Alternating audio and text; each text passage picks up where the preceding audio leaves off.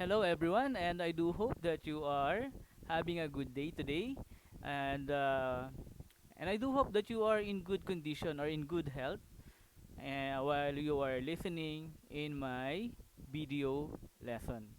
Okay, for today we are going to have English for grade 3.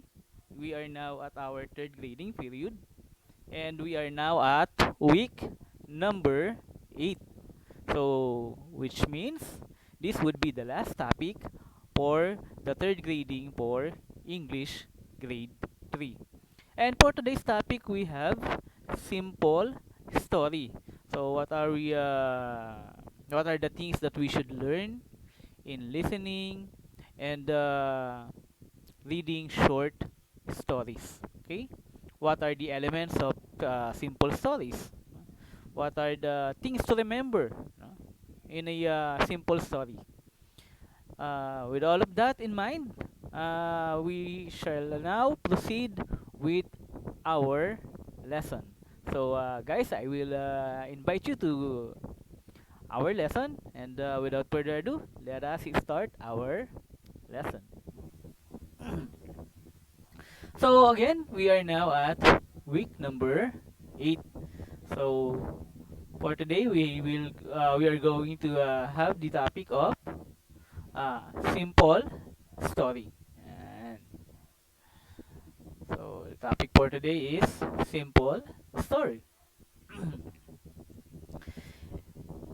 In school and at home, you probably read and listened to different stories. From these stories, you may have learned different values and life lessons. At the same time, you have possibly used these stories in enhancing your comprehension skills by noting details and other relevant skills. Okay. Let us take this one by one. No? So, in our daily life, whether it is at school or at home, we read a lot of things. No?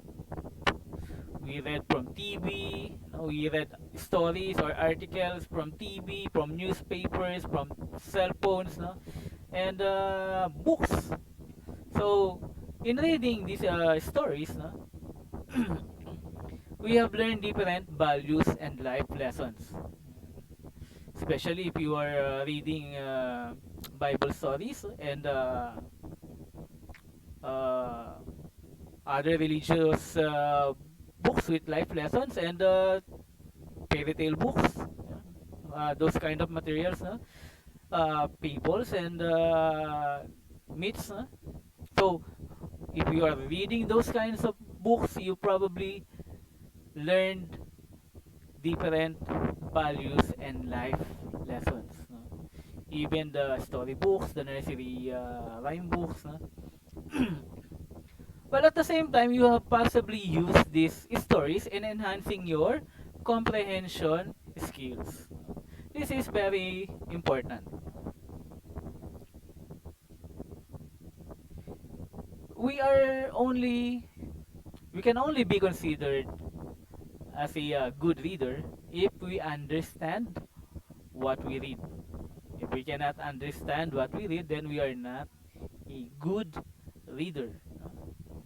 Now, to understand what we read, we must know where the story happened, who are the character in the story, when did it happen, and what are the problems in the stories, and how did the characters in the story uh, put or make the solutions to their problem. So that's are the things that you should know on how to improve your comprehension skills. Also, we have the skill of noting details. Noting details means writing the important events in the story. You are going to write significant or important details or important situations or activity in the story that you have read.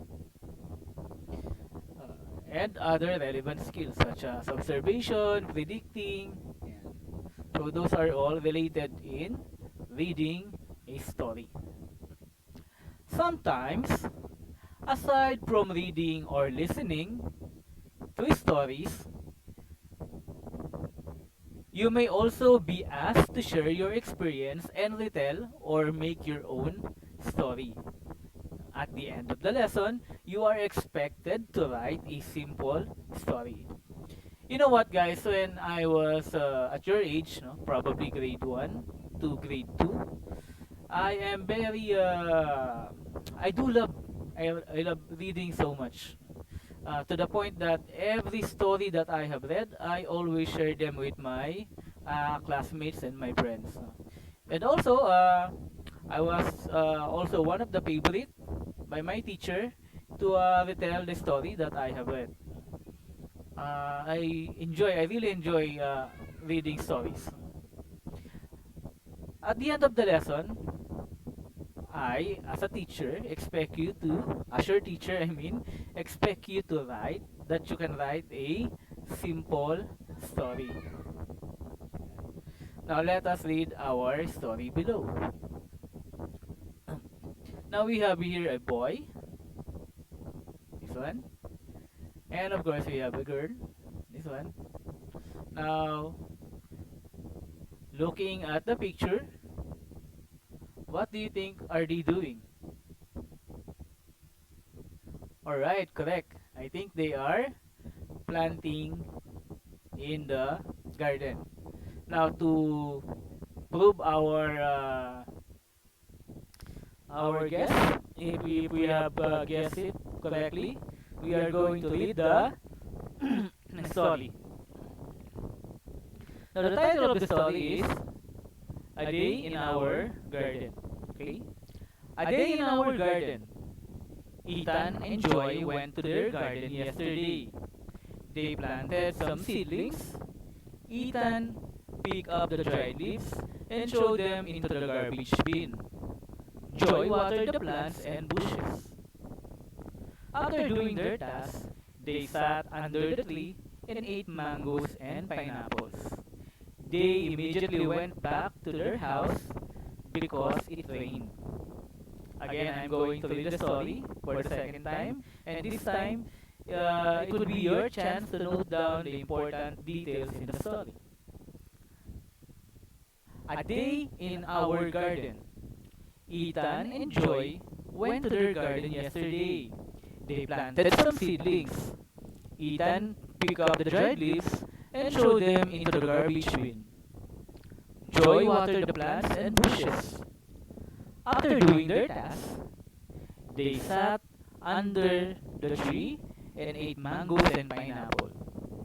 They immediately went back to their house because it rained.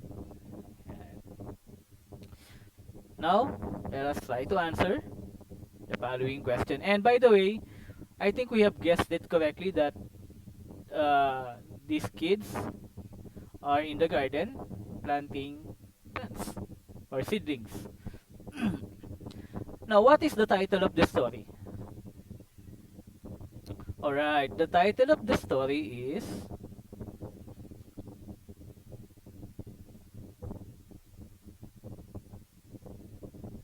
A Day in Our Garden. Now, who are the main characters of the story? So, the main characters of the story are this one, the boy. I believe he is,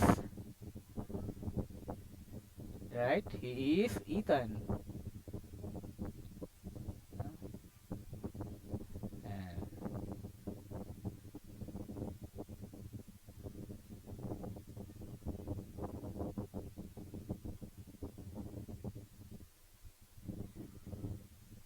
So he is Ethan, and the girl is Joy.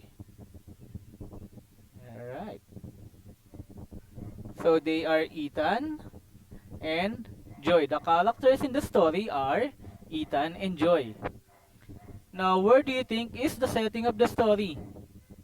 Now, looking at the plant here and the shovel, what do you think? where do you think did the story happen? Okay, of course the story happened in their garden, no? Again, the story happened in their garden. In the text above is an example of a simple story. It represents characters Ethan and Joy. It also shows the setting as to when and where the story happened. As a story, it is composed of several parts known as the beginning, the middle, and the ending. Now let us try to exercise ourselves, exercise our thinking ability, and let us do learning task number 1. Now what we're going to do here is we are going to match the description in column A with the terms referred in column B. Now we are going to write only the letters of our answers in our notebooks. Okay. So let us first read the choices. Number 1, we have presents the overview of the story. Number 1, I mean presents the overview of the story. Number 2, refer to the to the actors in the story. And number 3, tells when and where the story happened. Now the choices in column B are A, setting, B, title, and letter C, characters. Now, what do you think are being discussed here in column A? Choose your answer from here in column B and write your answer on your notebook.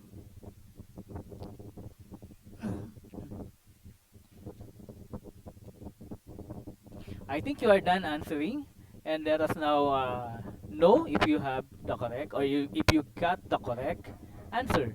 Number 1 presents the overview of the story. I believe that would be the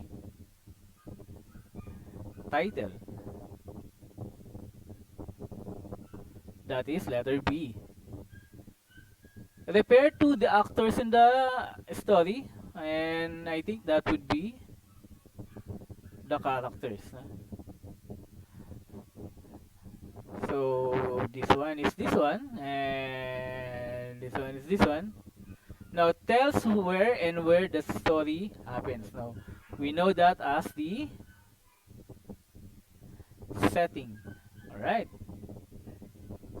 So in other words, title presents the overview of the story, while characters are referred to as the actors in the story. And number 3, the setting tells us when and where did the story happen. Simple story. Let us know more on simple story. A simple story is a text that narrates events. Again, it narrates events, or it tells about the events or the situations. Stories may either be fictional or non-fictional. Fictional means it is from our imagination. It is not it's not realistic.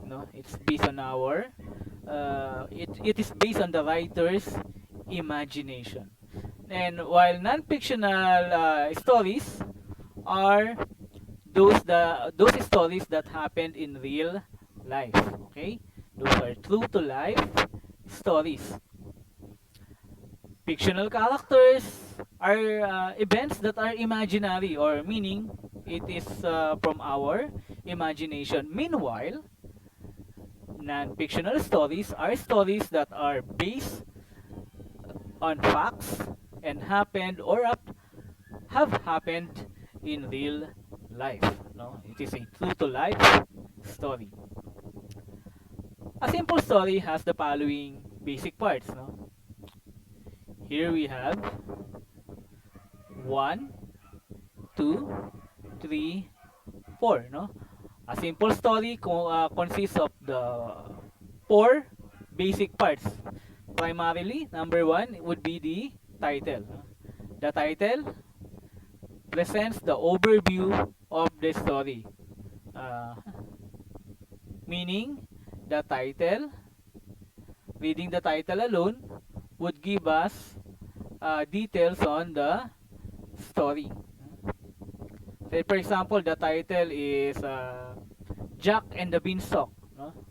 So, uh, based on the title alone, we could say that this story would be about Jack and a plant, no, which is a beanstalk. Yan. Another example could be the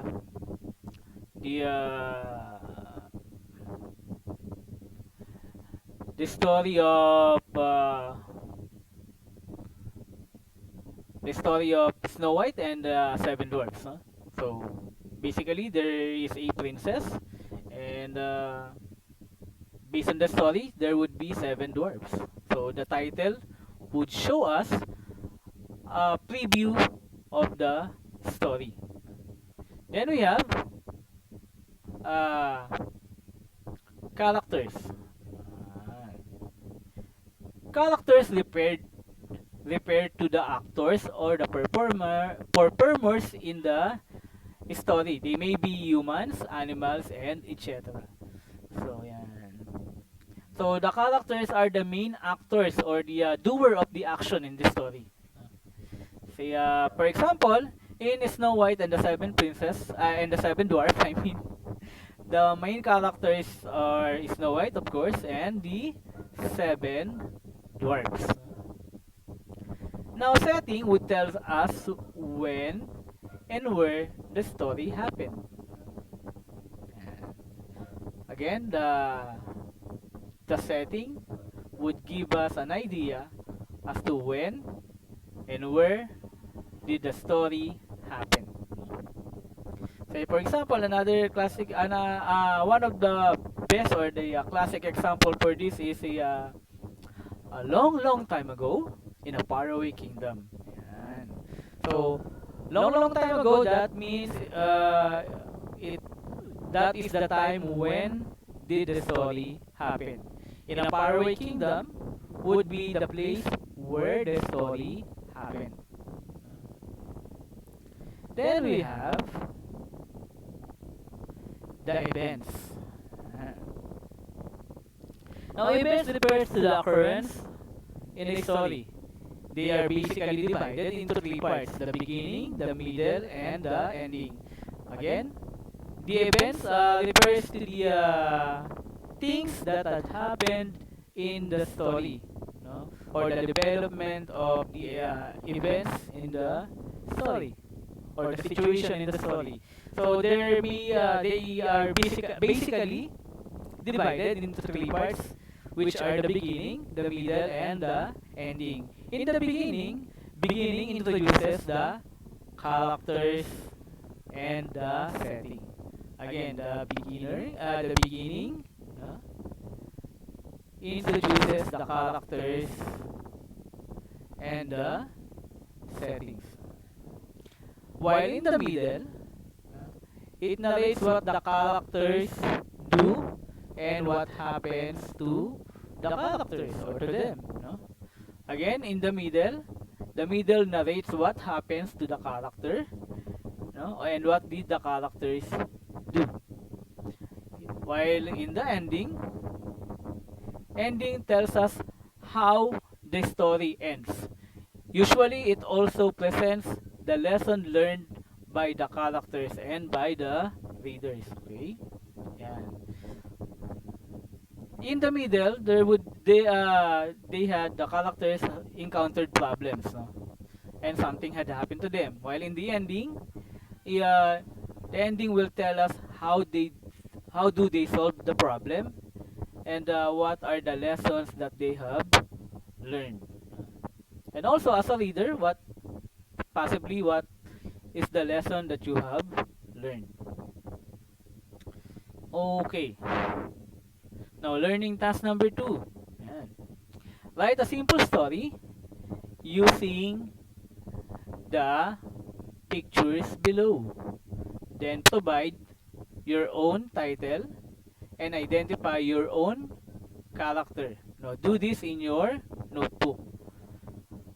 Again, based from this picture, picture A, picture B, picture C, and picture D, we are going to make a story from them. No? Yan. And we are going to write that story in our notebook. If I am going to make a story for this, I would say that the title would be The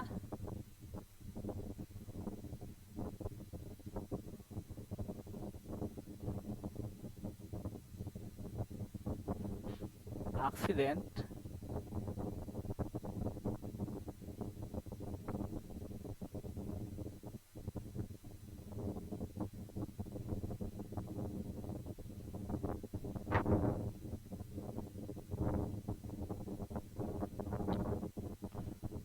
I think this would be the again I only made up this title. You can make your own title. No? I am only basing on the pictures given. So I will entitle this as the accident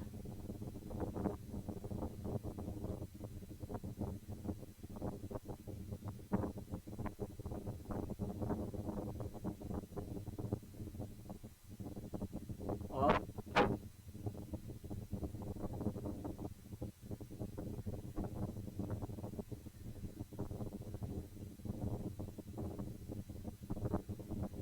Anna.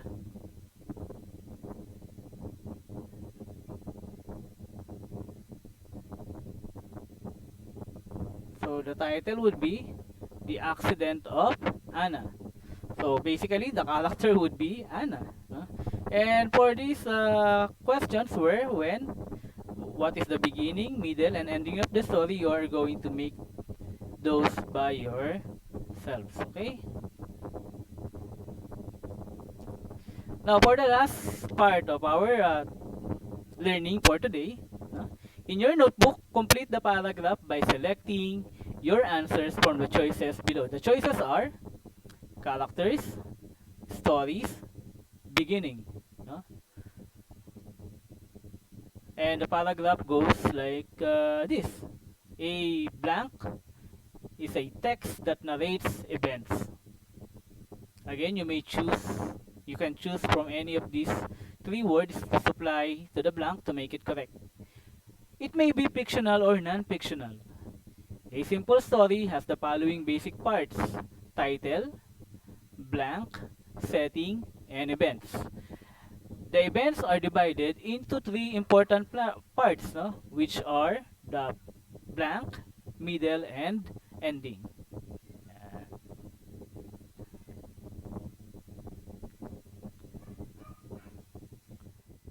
So that would be our lesson for today in English week number 8, no? Simple story. I do hope that by this time you are now able to write your own simple story. So this is it for today.